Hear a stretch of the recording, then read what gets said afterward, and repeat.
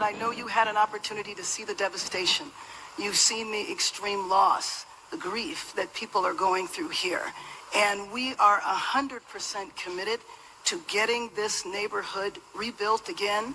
You mentioned a couple of things in terms of us expediting. So I signed executive directives right away so that we could cut the red tape. We could get people back building as fast as possible. And we're going to continue doing that. Yeah, the one thing is they are saying they will not be allowed to start for 18 months. No, that will not be the case. Okay, I just hope you're right. You can hold me to it. There's 4 groups said that. No. That would be it. They should be able to do it. They should be able to start tonight. That will not be the case. You know, first we have to take care of, to make sure that there's not getting rid of the hazardous waste, cleaning things up so that people can start right away. And just like you said, if somebody had their house was destroyed and they're going to rebuild essentially the same, maybe a little bit longer, a little bit higher, they really shouldn't have to go through much of a process. So I want you to know that we are expediting that. We absolutely need your help. We need the federal help. You're You got it. I told you. You will have no permit problem. There will be 0 delay. And as far as I'm concerned, you already have the permits. And the resource. I am more worried. So how do you guys think Melania Trump feels about watching her husband pull down another woman's pants and spank her ass in front of the world? Good damn afternoon, Americans. Jericho Green here with you once again. Give me a follow on X at @green_Jericho. Make sure you like and subscribe to this channel, and then like and subscribe to this channel.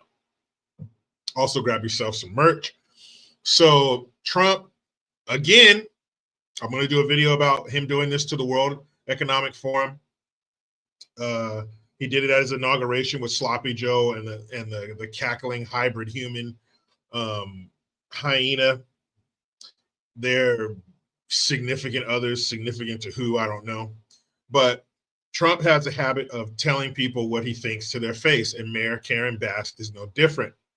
He told her that you're not going to have any problems getting these permits for people to build. You need to let them go in there right now. She says, well, we got to make sure that there's no hazardous waste. Really? So how much is that going to cost? And how long is that going to take? You'll hear Trump later say, everything's burned to the ground. What are you going to remove? Let the people do it. They want to do it. They want to get dumpsters in there, and they want to get their family and their friends in there and clean up their shit and start rebuilding their life. They don't need this bureaucracy. And hazardous waste, didn't you allow us to go out in public during a pandemic, dun, dun, dun, with some homemade scarf over our face that our mom's friend at work knitted and is selling for $3 a piece? Didn't you tell us that was okay during the pandemic? Dun, dun, dun. But this is hazardous waste. We got to make sure it's safe for people to get back in there and sweep up charcoal that used to be their house. And Trump is telling her, get the fuck out of the way.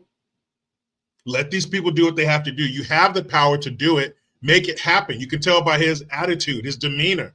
Where was Sloppy Joe?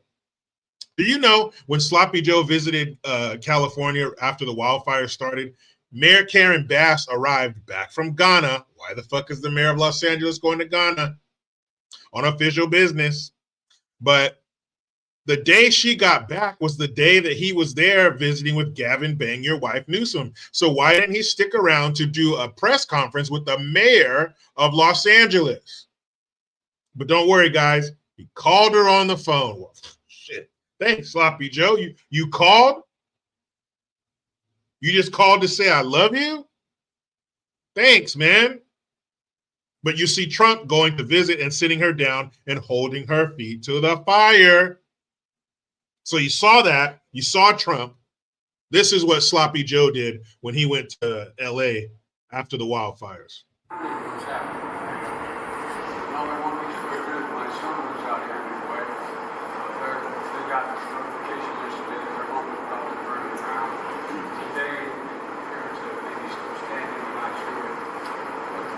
is I'm a great-grandfather as of today.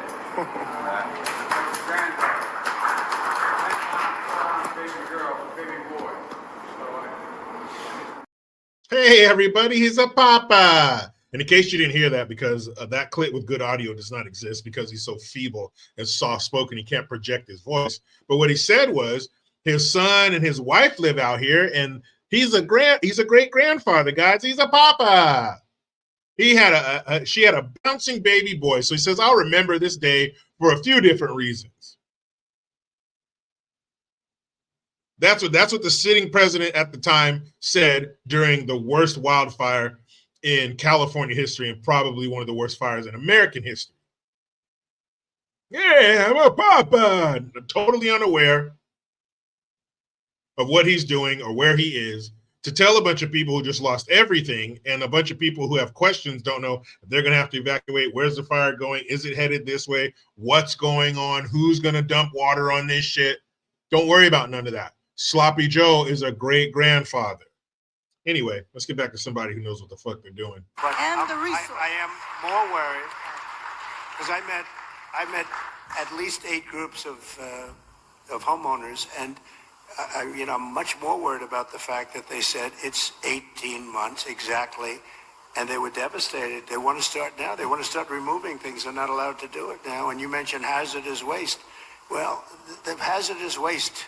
What's hazardous waste? I mean, you're going to have to define that. We're going to go through a whole series of questions on determining what's hazardous. Nope. I just think you have to allow the people to go on their site and start the process tonight. And we will. Okay. Okay. Now, another thing that Trump is doing, not only is he taking her to task and saying how she fucked this up and how you guys ran off the insurance companies and you guys weren't prepared for this, you guys didn't have any water. Not only is he doing that, but he's getting her on record. They can do this. We're going to do that. You can check on this, okay? We know the internet has a pretty long memory, has a memory that would make an elephant blush. So you're saying the bureaucracy is going to be out of the way. The red tape is out of the way. We're going to get people back in there. We're going to deregulate everything and make sure that people can build their homes again with your help, Mr. Federal Government. So not only is he telling her that you fucked up, like Bill Dukes in Menace to Society, you know you done fucked up, don't you? But he's putting her on record saying, no, we're going to do this and we're going to do that. All right, Karen. All right, Karen. This is a real Karen. 6 months Exactly. is no good. And the number one thing that we are going to do immediately, and you will see this happen, is to clear out the debris. And we're concerned right now over the weekend because of the potential rain, but we are going to move as fast as we can, but we want you to be safe. And we want you to be back in your homes immediately. But the people are willing to clean out their own debris. It doesn't Yes, cost and a they lot. can. You And should they are let them able do to- it because No, by the they time you can do hire that. contractors, it's Right. going to be 2 years. If a family... People are willing to get a dumpster and do it themselves and clean it out. And they can There's do not that much left. It's all incinerated. That's right. And, it's just going to take a long time if you do. You can do some of it, but a lot of these people, I know that guy right there that's talking. I know my people. You'll be on that thing tonight, throwing the stuff away, and your site it'll look perfect within 24 hours. And that's what he wants to do. He doesn't want to wait around for 7 months till the city hires some demolition contract If that's going to individuals charge him want to build- $25,000 to do his lot. I think you have emergency powers just like I do, and I'm exercising my emergency powers. You have to exercise them also. I did exercise them. Because I looked, signed I an mean, you have a emergency very powerful declaration. emergency power, and Yes. you can do everything within 24 hours. Yes. And if individuals want to clear out their property, they can. So which one is it, Karen? Is it, whoa, we have to make sure everything's safe and it's going to rain, so we don't want anybody out there in the rain? Or is it, hey, if you want to clear out your property, you can? Again, he got her on record. You said, if I want to clear out my property, I can. So that's what I'm going to do. That's what these people need. See, when life walks up to you and says, excuse me, and life puts your feet perfect shoulder width apart, and then life takes a few steps back, and then life runs up and kicks you right in your nuts. Ladies, you don't know what this is like, but you get the metaphor. Fellas, you know exactly what I'm talking about. right in your balls. When life does that to you, there's a moment you're taken aback, you're sad, especially something like this, your business and or your home, or something happened to your family or a family home or whatever. People have been affected by this. There comes a time where, okay, we're sad, we've grieved over the loss of these things. Now I need to get back to work. Now I need to get up to that house, that foundation, and I need to start clearing shit out. I need to start seeing what survived and what didn't. And if nothing survived, we need to clean it up and start rebuilding. That's what people need, Karen. It's not just about them physically rebuilding their houses. They need to start the emotional journey of rebuilding their lives. And that starts with getting some shit done.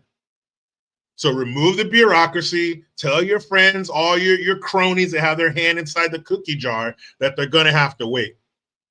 That's what a leader is. Trump is a leader. He showed up, feet on the ground. Let's go. What are you doing over here? What's this? Get all this shit out of the way and allow these people to get their lives back. I wouldn't be surprised if by the end of Trump's presidency that there's a significant portion of the places affected by the Southern California wildlife fires that will, or wildfire. Hey, I'm sure some animals burned too. But I wouldn't be surprised if a good portion of it was rebuilt by the end of his presidency. You can tell by his demeanor, the way he's looking, the way he's talking. This is serious, and this is not something that he's going to forget about. But I'm so glad that he went there to California and looked that woman in her face and said, "You're full of shit. Now fix it. I'm going to hold you to it. You just said on camera in 1080p that if a resident wants to clean up their place or where their place used to be, they can. All right?" I hope that's exactly what she does, because this is the colossal fuck up. This is one for the ages. This is going to go down in the annals of history as one of the worst mishandling of a disaster that the world has ever seen. Why? Because they put who you have sex with and what color your skin is before the criteria for the job, before your qualifications, before your merit. Let's see here. You got plenty of qualifications. You're an outstanding firefighter. Nothing but good words from your superiors and your peers and your subordinates. Uh-oh, you're hetero. You married the opposite sex. Are you sure you don't like dick? No, I don't. Are you sure you don't like vagina? No, I don't. Oh, damn it. We'll be in touch with you. If only you like the same thing that you have between your legs, you could have made it. That's what happens. These are the real life effects of putting immutable characteristics in front of their qualifications. What say you? Meet me in the comments. Do you like what Trump told her? Do you wish he would have went a little bit harder on her? Yeah, of course. But you know, he's a statesman. But do you think she'll keep up with it? And if she doesn't, do you think people of Los Angeles, even though they're stricken with TDS and liberalism, will they hold her to her word? No. That's why I'm going to meet you in the comments. But before we get out of here, we're going to do something that we always do at the end of a broadcast, or a video, I guess you should call it. Good Gun. This is where we highlight a story where a citizen does something good, saves themselves or somebody else's life with a gun. The gun's not bad. The person wielding it is in some cases. But most of the time, what they don't tell you is guns are used in the right way to save people's lives and property. This poor fella, it didn't work out for him. He thought he had an easy mark at the bus stop. She said, "No, I'm going to blast you in your neck." But listen in the beginning how they describe him. He was just a teen who did something wrong. But you know how it goes. I try to be done with the left, but they just won't let me. I'm out.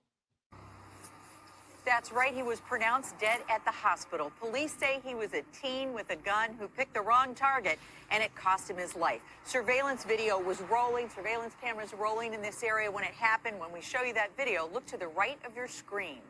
I'm glad that she fought back, because I'm glad that we're not reading about her on a slab somewhere. Surveillance video shows the woman waiting alone at a bus stop at 103rd and Wallace. Suddenly, she's on the ground as a man runs around the corner.